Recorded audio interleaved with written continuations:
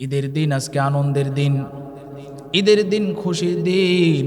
রসুল ডাক দিয়া কয়, ঈদের দিনটা তোমরা ভাগাভাগি করবা। গরিব যারা আছে তাদেরকে নিয়ে তোমরা ঈদের দিন আনন্দ ফুর্তি করবা। তোমরা যারা ঈদের দিনে কোরবানি দিবা, তোমরা গরিব যারা আছে তাদেরকে নিয়ে গোস্তটা খাইবা। নবী ডাক দিয়া কয়, তোমার পাশের ঘরে একটা গরিব ছেলে আছে, সন্তান আছে, গরিব মা বাবা আছে, তাদেরকে ডাইকা তোমরা খাওয়াইবা, তাদের ঘরের ভিতরে একটু গোস্ত পাঠাইবা। এতিমদেরকে যদি তোমরা মহব্বত করো আর সহযোগিতা করো, নবী ডাক দিয়া কয়, এতিমদেরকে যারা ভালোবাসবে মহব্বত করবে, আমি নবীর কাছাকাছি তারা জান্নাতের ভিতরে থাকবে। এই জন্য ভাইয়ারা আমার, কুরবানি ঈদের দিন আজকে আমরা নামাজ পড়তে আসলাম। নামাজ শেষে আমরা দোয়া করে যখন যাব, আল্লাহর কাছে সবচাইতে প্রিয় হইল কুরবানি ঈদের দিনে ফরজ ইবাদতের পরে সবচাইতে আল্লাহর কাছে প্রিয় হইল আল্লাহর রাহে কুরবানি করা। আল্লাহর রাহে কুরবানি করা এটা আল্লাহর কাছে প্রিয়। এই জন্য ভাইয়ারা আমার, আমরা আল্লাহর রাস্তায় একমাত্র আল্লাহর জন্য কোরবানি করব, মানুষকে দেখানোর জন্য নয়। আমরা অনেক মানুষ এরকম আছি, বড় গরুটা হাট থেকে গিয়া কিনি, বড় গরু কিনা মানুষ যেন আমারে বলে যে অমুকে 5 লক্ষ টাকা দিয়া গরু কিনছি, অমুকে 10 লক্ষ টাকা দিয়া গরু কিনছি।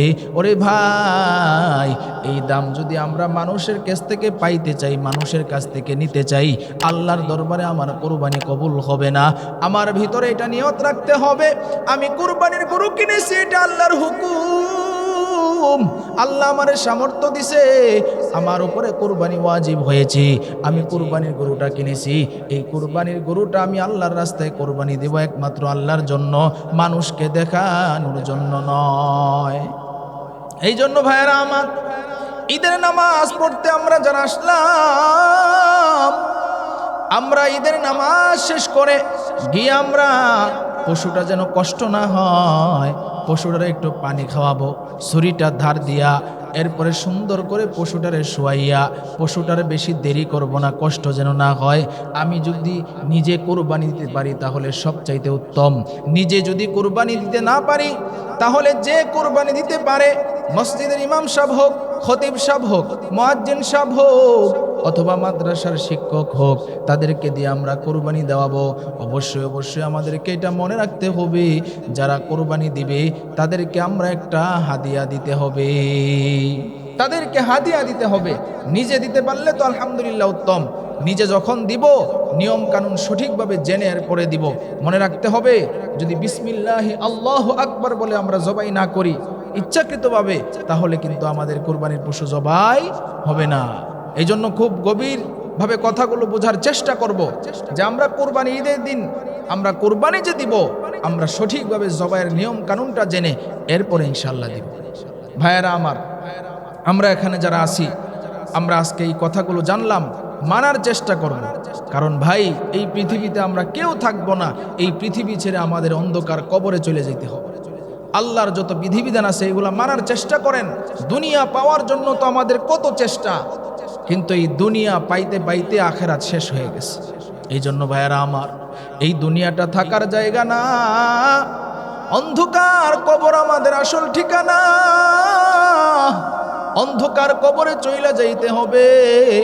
কত যুবক ভাইয়েরা এরকম আছেন, কত যুবক ভাইয়েরা এরকম আছেন, সারা রাত গান বাদ্য দেখেন, নাচ গান দেখেন, কানের মধ্যে হেডফোন লাগায়া, দরজা লাগায়া অশ্লীল সিনেমা নাটক দেখেন, মনে করেন দুনিয়ার কেউ দেখে না, কিন্তু আল্লাহ দেখে।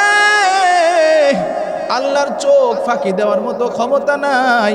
একবার চিন্তা করে দেখেন, আপনার কাছে যদি আজরাইল চলে আসে, তাহলে আপনি দুনিয়া থেকে বিদায় হইলে আল্লাহর কাছে কি জবাব দিবেন? আপনি যখন দুনিয়া থেকে বিদায় হয়ে যাবেন, তখন আপনার আত্মীয় স্বজন যারা আছে সবাই লাইনে লাইনে আইসা তোমার চেহারাটা দেখবে, মানুষ বলবে অমুকের লাশটা কোথায় রাখা আছে, মসজিদে এলান হয়ে যাবে। কেউ যাবে কাফনের কাপড় আনতে, কেউ যাবে বাঁশ ঝাড়ে বাঁশ কাটতে, কেউ যাবে কবর করতে। একবার চিন্তা করে দেখেন, আপনাকে যখন কবরে রাইখা আসা হবে, তখন কবরের মধ্যে আল্লাহ ব্যতীত আর কেউ আপনার সাথী হবে না। আপনার বিবির সাথে আপনি সংসার করছেন 60 বছর, বিবির সাথে সংসার করছেন 50 বছর। বিবিরে যদি বলা হয় আপনার স্বামী মারা গিয়েছে, তার সাথে একদিন কবরে থাকেন, কোনো বিবি জীবনেও রাজি হবে না। আমাদের কাছে তো এমনও খবর আসে, যেই খাটের মধ্যে স্বামী মারা গেছে, বিবি ভয়ে ওই খাটের মধ্যে আর থাকে না। এরকমও বিবি আছে, ওই খাটের মধ্যে আর ঘুমায় না, খাটটা ফালায়া দেয়।